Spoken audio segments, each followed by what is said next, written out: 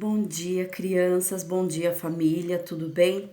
Bom, tô fazendo esse vídeo hoje para passar para vocês as explicações das atividades de língua portuguesa e matemática da semana 5 e 6, tá? Como vocês sabem, alguns de vocês sabem, essa semana eu fiz algumas aulinhas teste online. Então, eu vou fazer a explicação de língua portuguesa e matemática que eu fiz nessa aulinha, tá bom? Então, aqui nas atividades da semana 5 e 6, em língua portuguesa, nós estamos estudando o que é substantivo, tá? Então, substantivo é toda a palavra que eu tenho que dá nome para alguma coisa. Eu tenho dentro dessa classificação de substantivos, eu tenho duas turminhas, dois grupinhos.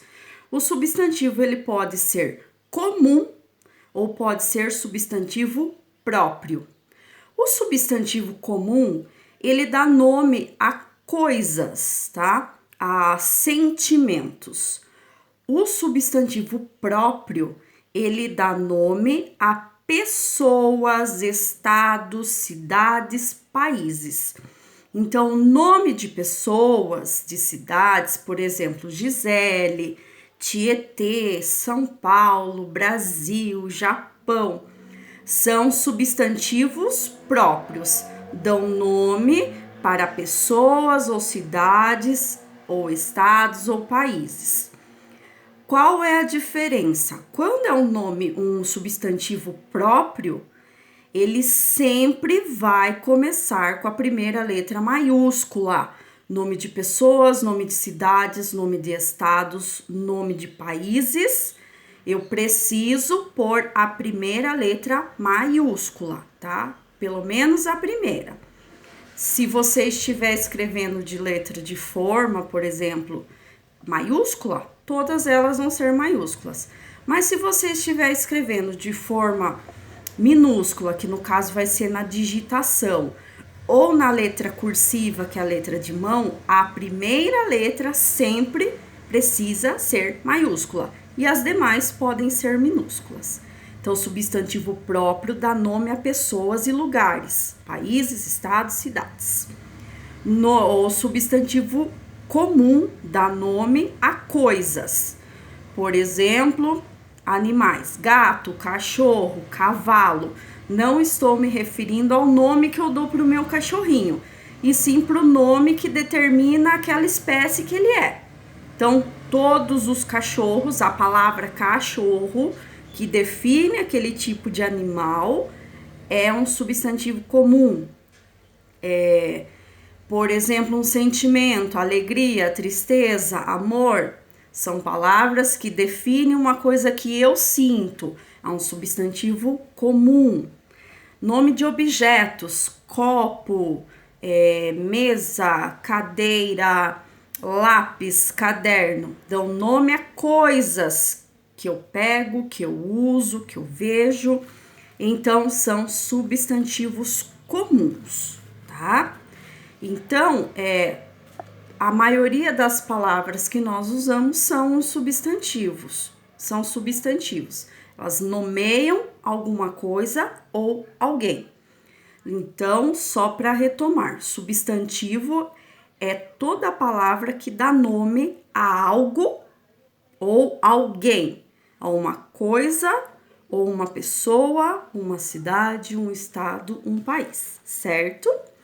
Eles se dividem em dois grupos, o substantivo comum e o substantivo próprio. Lembrando que nós já vimos um pouquinho sobre outras partes da gramática. O ano passado nós vimos um pouquinho de plural e singular, nós vimos também feminino e masculino. Então, ao longo desse ano, além da leitura e interpretação de texto, nós vamos continuar vendo partes da gramática, que são as regras da língua portuguesa, tá? Então, a aula da semana 5 e 6 foi sobre substantivo. Substantivo dá nome às coisas. Substantivo se divide em dois grupos: substantivo comum e substantivo próprio, tá? No decorrer das atividades, a gente vai relembrando algumas coisas e tirando dúvidas, tá certo? E matemática, nós começamos nas atividades 3 e 4 a ver tabuada. Então, nós já vimos a tabuada do 2 na atividade anterior. E na atividade 5 e 6 eu trouxe a tabuada do 3. Só retomando um pouquinho do 2. A tabuada do 2, nós podemos dizer que os resultados do 2 são sempre o dobro dele. Então, dobro é igual a 2 vezes a mesma coisa, 2 vezes o mesmo número, tá?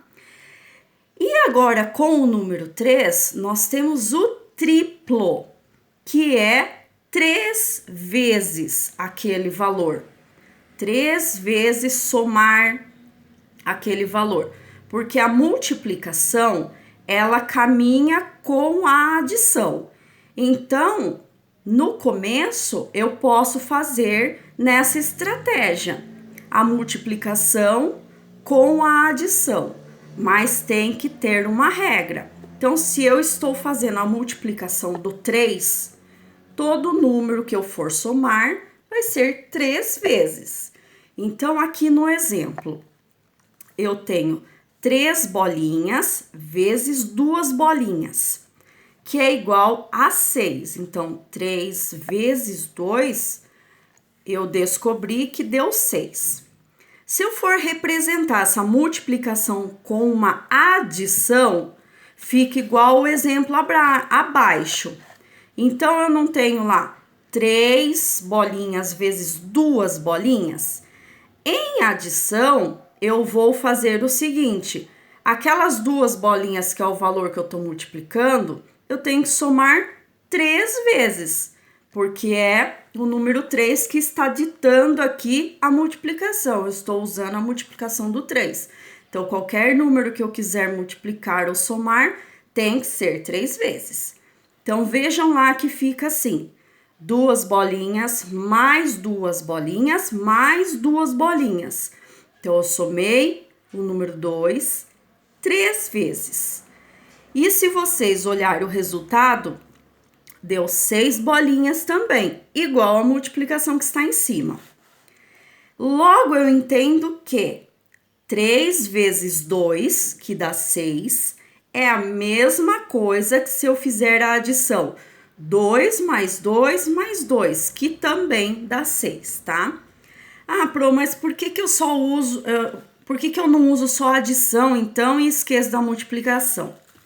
Porque vai chegar um momento que eu não vou conseguir desenhar, porque eu vou ter números altos, tá? Então, por isso que nós temos a multiplicação, nós temos a tabuada, que é a base para as operações matemáticas que vão vir por diante, entendeu? Nós estamos iniciando a tabuada.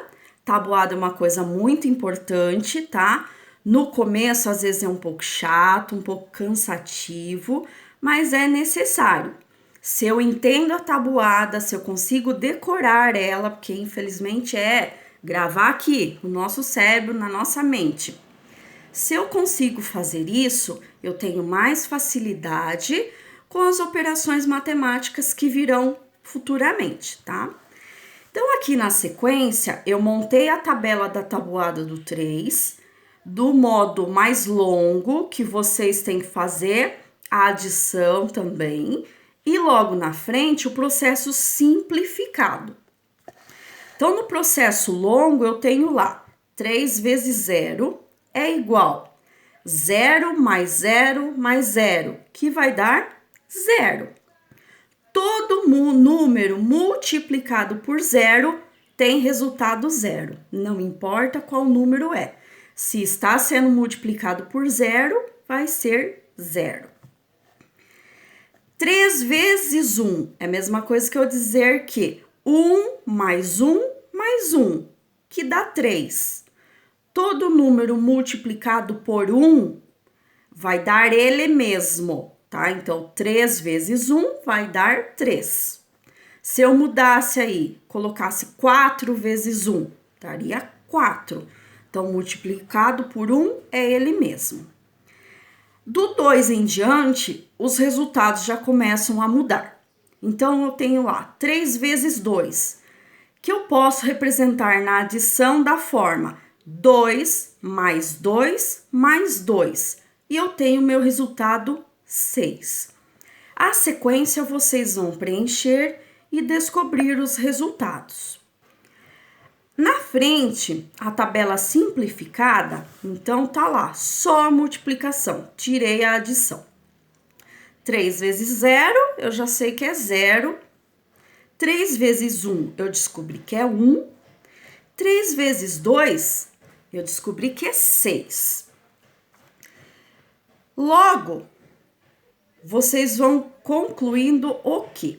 Observem os resultados que vocês tiveram.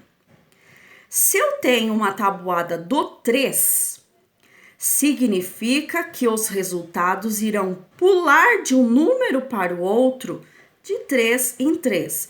Então, observe que do 0 ele foi para o 3. Então, 0, 1, 2, 3. Cheguei no resultado de 3 vezes 1. Ah, e 3 vezes 2? Não lembro, não sei como eu faço. Minha tabuada é do 3, não é? Meu último resultado foi 3. Então, eu vou contar mais 3 para frente. Então, o 3, que é o último resultado, está aqui na memória. Eu continuo. 4, 5, 6. Contei mais 3. Logo, eu descobri que 3 vezes 2 é igual a 6. Ah, mas agora eu tenho que continuar. 3 vezes 3, não consigo fazer essa conta, ainda não lembro. Meu último resultado foi 6, correto? Então, eu vou adicionar novamente mais o número 3. Então, o 6 está guardado na memória. 7, 8, 9. Logo, eu tenho o resultado. 3 vezes 3 igual a 9, certo? Então, aqui nós vimos o início da tabuada do 3. O triplo é igual a somar 3 vezes o mesmo número. Então, aqui vocês vão terminar de completar o quadro maior e depois o menor. Na sequência, nós temos probleminhas, tá? De adição, de subtração. Qual é a diferença agora aqui? Quem ainda não consegue montar na casinha, vai representar com desenhos. Mas a maioria de vocês já sabe colocar na casinha. Então, nós temos unidade, dezena e centena. Lembrando que em cada casinha tem um valor. Então, nós temos... Aqui eu vou fazer o quadro de ordem para vocês. Essas casinhas que a Pro fala, na verdade, elas se chamam quadro de ordem. Então, inicialmente, nós estamos com unidade, dezena e centena. Esse quadro de ordens, ele vai aumentando conforme o meu número aumenta. Então, eu tenho lá CDU, centena, dezena, unidade, tá? Na unidade, o número vale ele mesmo. Se eu tenho 1, ele vale 1. Se eu tenho 5, ele vale 5. Se eu tenho 9, ele vale 9. Lembrando que nossa base numérica é do 0 ao 9. Do 0 ao 9, todos eles são unidade. E nessas casinhas, só pode ficar do 0 ao 9. A partir do 10, que já virou uma dezena, de dezena, que vem do 10, eu já tenho que fazer a troca das casinhas. Então, do 10 em diante, não pode mais ficar na unidade, porque o número já está de casalzinho. Então, eu tenho que fazer a leitura desse número, identificar qual número fica na unidade e qual número vai para a dezena. Todo número que estiver na coluna da dezena, ele vale de 10 em 10. Então, o 1 aqui vai valer 10. O 2 vai valer 20.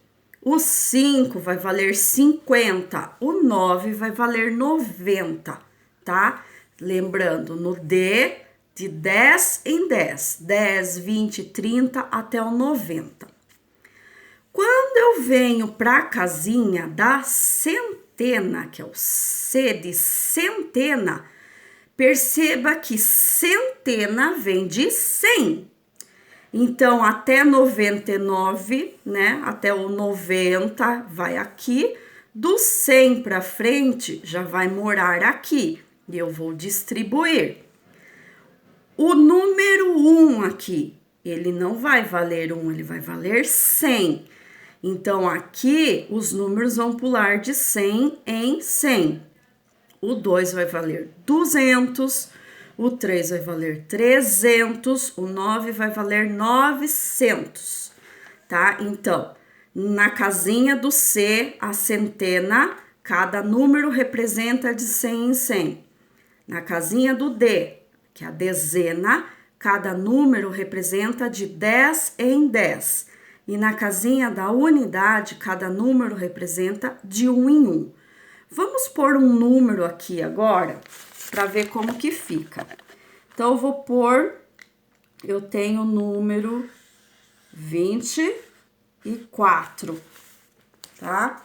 24. Ele não é mais um número sozinho, tá? Ele já está em casalzinho. Se ele está em casalzinho, ele não pode ficar sozinho na unidade. Como que eu analiso esse número para saber quem vai em qual lugar? Para analisar números na matemática, nós temos que olhar no sentido contrário da escrita, tá bom? Então, eu olho primeiramente o último número que eu tenho, que é o número 4. Então, se ele é o último número aqui, então o 4 pertence à unidade. 4. Seguindo, depois da unidade, obviamente, vem a dezena, tá? É sempre nessa sequência. Unidade, dezena, centena, milhar. Então, o próximo número que eu tenho aqui é o 2. Se a unidade lá já está ocupada, logo o 2 é uma dezena, tá? Então, eu vou lá. Na verdade, o 2 representa 2 dezenas. Então, eu vou pôr o 2 na minha casinha. Então, vejam como ficou. 2 dezenas mais 4 unidades. 2 dezenas é igual a 20. 24, tá? Somei 20, 2 dezenas, que é igual a 20, e 4 unidades, que é igual a 4. Então, 20 mais 4, 24. Agora, vamos colocar um número um pouco maior. Vamos pegar aqui. 300. Ó, vou pegar um número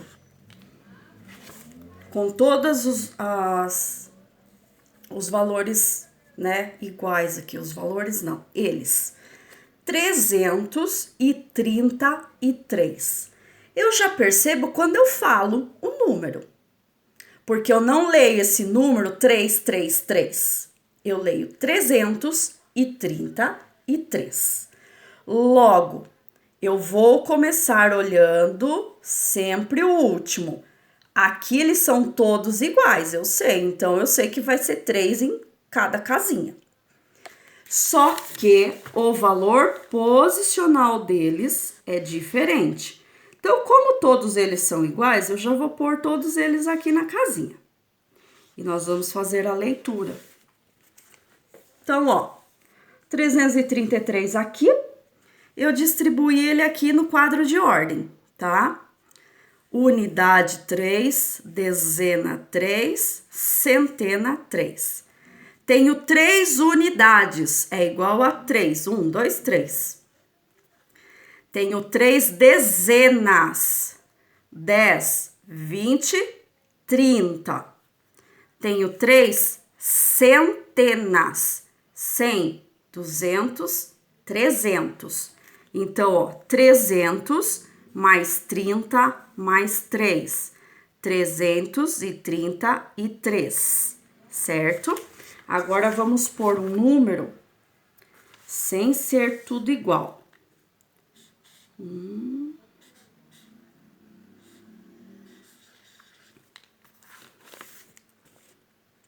Aqui.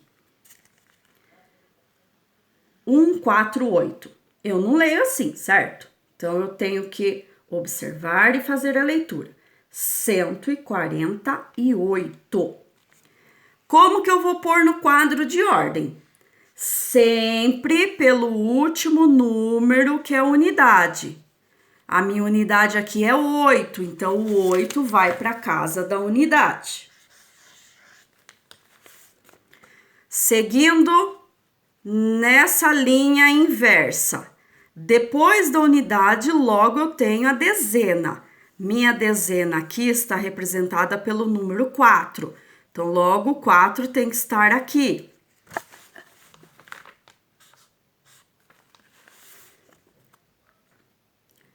Seguindo ainda a linha inversa, o próximo número é o número 1, que vai estar aqui, representando a minha centena. Então, agora eu vou ler esse número dentro do quadro de ordem. Uma centena, 100. 4 dezenas, 40. 8 unidades, 8. Então, logo, 100 mais 40 mais 8, eu leio 148, certo? Muito bem. Então, os probleminhas que vocês têm aí, vocês vão ler, analisar os valores que vocês têm para somar ou subtrair e como que eu descubro o que eu tenho que fazer? Através da pergunta. Por exemplo, no problema de letra A pergunta é a seguinte: quantos brinquedos Ana e Juliana têm juntas? Ó, a palavra já entrega o que eu tenho que fazer. Juntar. Então, se eu tenho que juntar tudo, eu só posso fazer uma soma, uma adição. Lembrando que não se esqueçam de colocar o sinal da conta que vocês estão fazendo. Pode pôr dentro de algum quadradinho vazio aí, na frente da continha ou fora da casinha. Então, eu tenho aqui o sinal da adição é este aqui, certo? E o sinal da subtração, que é a conta de menos, é este aqui. Então, montou a continha lá na casinha, coloca o sinal de adição ou de subtração, para você saber o que você tem que fazer lá. Lembrando que para saber, eu tenho que entender o que perguntou. Então, aqui, perguntou quantos brinquedos Ana e Juliana têm juntas. Juntou, somou, adicionou, nós temos uma adição, certo?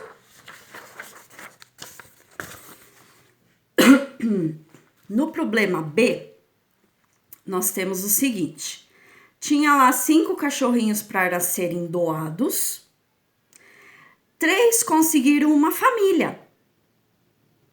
Daí na pergunta tá querendo saber assim: quantos cachorrinhos ainda precisam de um lar? Então, eu vou lá.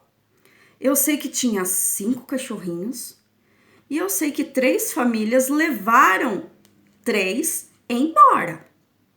levou, tirou daquele total que eu tenho. Então, logo eu entendo que se eu dei, se eu doei, se eu tirei, se eu perdi, eu tenho que fazer uma subtração, uma conta de menos. Lembrando que para isso eu coloco o valor maior primeiro e depois o menor, para chegar no meu resultado. Coloquei lá os números, respeitando se for só unidade, se tiver dezena, então respeitando as casinhas, e na subtração o número maior precisa vir primeiro, porque eu não consigo tirar uma quantia maior se eu tenho menos. Então eu sempre tiro do maior. Maior número primeiro, menor depois, tá? Então, lá, quantos cachorros ainda precisam de um lar? Eu preciso descobrir qual é a diferença que tem aí nesses valores, e essa diferença vai ser a quantidade de animaizinhos que ainda precisam de um dono, tá? Só que às vezes, na matemática, existe uma pegadinha que atrapalha muito a vida da gente quando a gente não compreende o que está lendo. E o que acontece no problema da letra C, tá? Lucas comprou 6 balões e Fábio comprou 4 balões. Quantos balões Lucas tem a mais do que Fábio? Às vezes essa fala a mais induz vocês a fazer uma adição, tá? Porque eu associo mais com a continha de mais, ou a mais com a continha de mais. Porém, toda vez que eu tenho essa pergunta, quanto alguém tem a mais que o outro, eu estou querendo achar uma diferença. Porque se ele tem a mais, nós não temos o mesmo valor. Nós não temos a mesma quantia, por exemplo, de brinquedo. Aqui eles não têm a mesma quantia de balões. Porque aqui mesmo já fala que o Lucas tem 6 e que o Fábio tem 4. Eu quero saber quanto que o Lucas tem a mais do que o Fábio. Então, eu estou procurando nesse a mais uma diferença de valores. Toda vez que eu preciso encontrar uma diferença de valores, a minha conta só pode ser subtração, tá? Então, maior valor primeiro, menor valor em seguida. O que sobrar é o que o fulano tem a mais que o outro, certo? E a letra D aí, Marcelo comprou 3 páginas do seu... completou 3 páginas do seu álbum de figurinha. Em cada página, ele colou 4 figurinhas. Qual é o total de figurinhas coladas no álbum? Percebam que aí não tem casinha para montar. Por quê? Porque não é nem adição e nem subtração. É uma multiplicação. Então, na multiplicação, nós vamos começar através de desenhos primeiro, para depois passar para o montado, tá bom? Então, aí eu tenho que descobrir como que eu vou representar isso em desenho. Então, eu tenho lá, Marcelo completou 3 páginas. Então, eu posso desenhar essas 3 páginas. E depois eu sei que em cada página dessas, ele colou 4 figurinhas. Então, nessa página que você já desenhou, você vai desenhar 4 figurinhas em cada uma delas. E para descobrir o resultado de quanto ele já colou, é só você somar o que você desenhou de figurinhas. Aí, se eu fosse fazer uma multiplicação, eu representaria da forma seguinte: quantas páginas? 3. Quantas figurinhas em cada página? 4. 3 vezes 4. Ou 3 vezes somando o número 4. 4 mais 4 mais 4, tá? Então, aqui em desenho, vocês conseguem chegar ao resultado que vocês precisam. E também vocês vão entendendo a lógica da multiplicação através dos desenhos. E a minha voz está indo embora.